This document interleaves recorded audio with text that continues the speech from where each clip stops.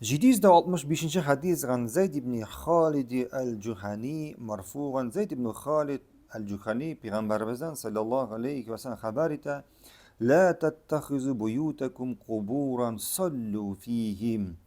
İlerigizni kabirlerge eylendirmegiz. Ham anda namaz okuyuz. Ham anda namaz okuyuz. Biz bu hadisinin isminden bir neçe defa aldık. Şu an kadar kıskaçana otururuz. İlerini kabirge eylendiriu ol anda namaz okumau. Ol anda namaz okumau. Çünkü kabirlerde namaz okurga yaramay. Kabirlerde, kabir yanında namaz okurga yaramay. Haminde kimde kim iyinde namazlar okumayken bu kişinin iyi kabirge deyin.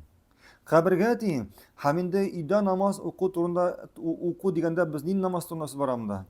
Sünnet, nefil namazlar turnası var. Haminde şuna göre bugün günde barlık namazların dağın, farzların dağın, sünnetlerin de meşitte okuyan kişi ilerin kabirge eylendire.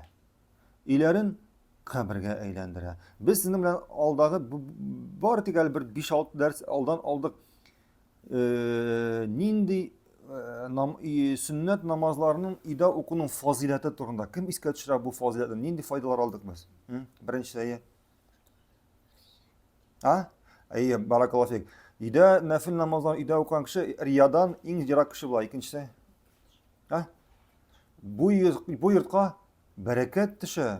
Bu yurtqa bereket düşe. İyi, tamam. Barakallahu fik. İda nefil namazı okusa, anın nefil namazı neçe tapkırlana? 27 tapkırlana. İyi. Ferişteler düşe bu ige. Ferişteler düşe bu ige. Kire. İyi. Şeytan kitabı iden. Haminde tamam bir bizim başka derse aytgan edik tamam bir fazileti ide sünnet namazlarını okunan indi. Ey ahilleri kure. Senin bağların, hatınların senin namaz okuğuna kure. Şuluk 1 yaşlık, 2 yaşlık balan sen eğer de ide gün sayın namaz kılışsan yartı köpmedir vakittan o'zi indi şu 1 yaşlık malangdan namaz okuyan şekilde hareketler yasay başlayı. Senin artan qavatlay başlayı. Şuna kure aytalar indi İde namaz okumagan kişilerin kubisinin ahilleri, hatınları, bağları namaz okumaydı. Namaz çünkü onlar koyan okusunlar. Allah bir seni kurmiler namaz okuyanlarına. Allah bir seni namazını okuyanlarına kurmiler. Şuna göre yurtlarımızı kabirlerge eğlendirmez. Hem tam bir fayda indi. Sen eğer de ide namaz okuyorsan sen kim bulasın? Peygamberin sünnetinden yerişi bulasın. Hem onun üstüne ayrım bir özüne